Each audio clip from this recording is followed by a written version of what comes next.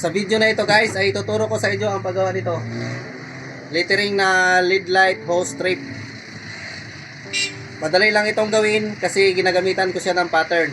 Lahat ng klaseng fan style, design ng letter ay kayang-kaya natin. Kung gusto mong matuto, ang video na ito guys ay para talaga sa iyo. Ituturo ko sa inyo step by step. Tara!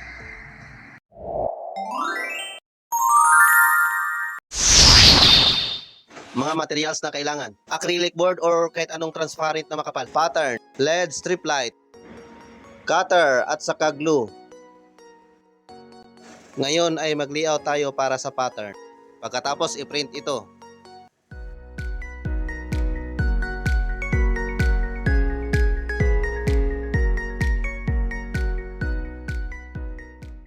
At ito na ang letter design natin na gagawin.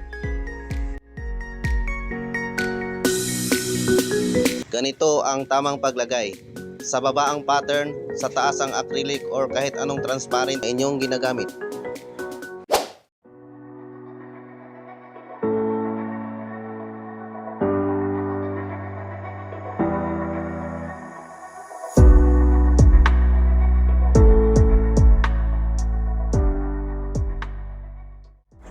Ituturo ko pala ang tamang pagputol ng lead light strip.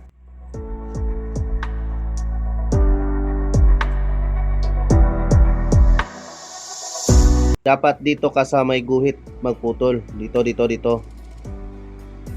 Para yung sa gilid-gilid niya ay iilaw lahat. For example, kung mag-cutting ka naman dito sa gitna, itong portion dito sa gilid niya ay may part na hindi siya mag-ilaw. So dito ka talaga puputol lagi sa may guhit. Kakailanganin mo ang diskarte dito para masunod yung letter. Pwede natin palampasin yung lead light sa pattern or pwede rin mag-short konti.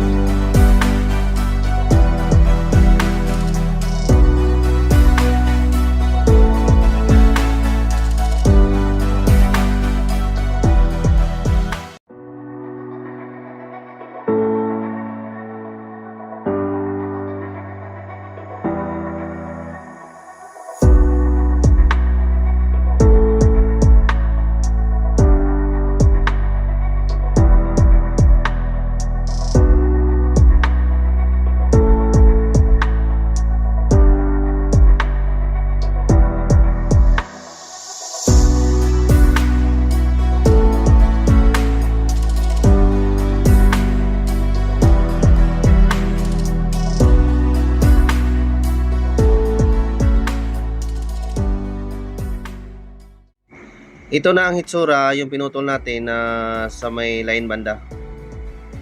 Makikita mo agad yung negative positive na dikdikitanan ng wire. Sa mga hindi alam, nating dito sa gitna may portion na hindi mag-ilaw at saka wala siyang madikita ng wire.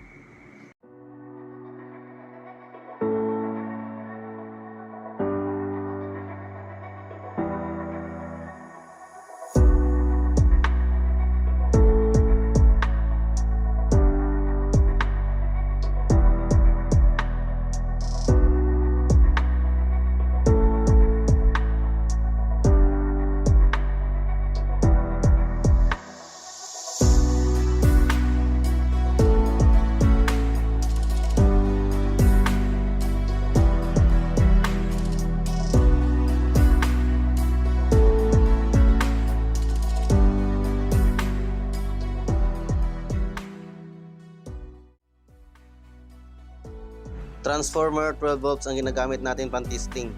Meron din itong adapter 12 volts. Kung 12 volts ang LED light mo, 12 volts din ang adapter.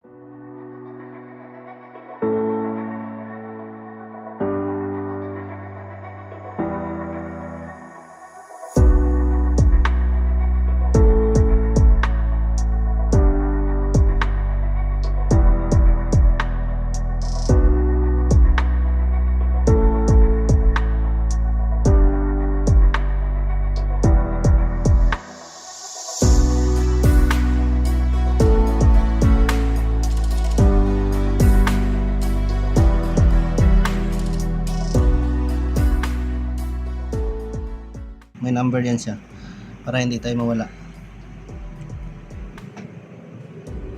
Every putol mo kailangan mo siya tandaan.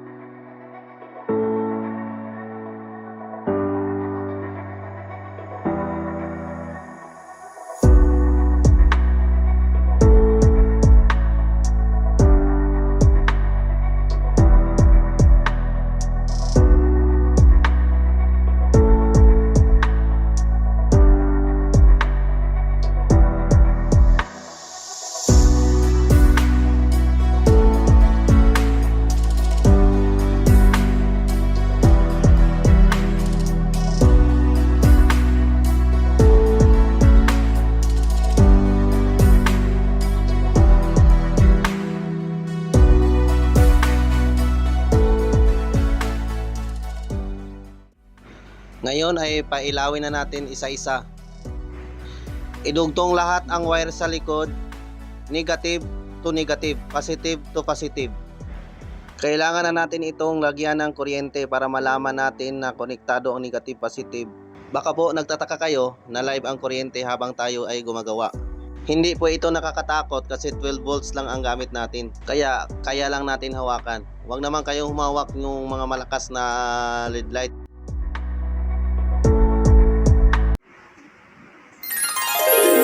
Wow!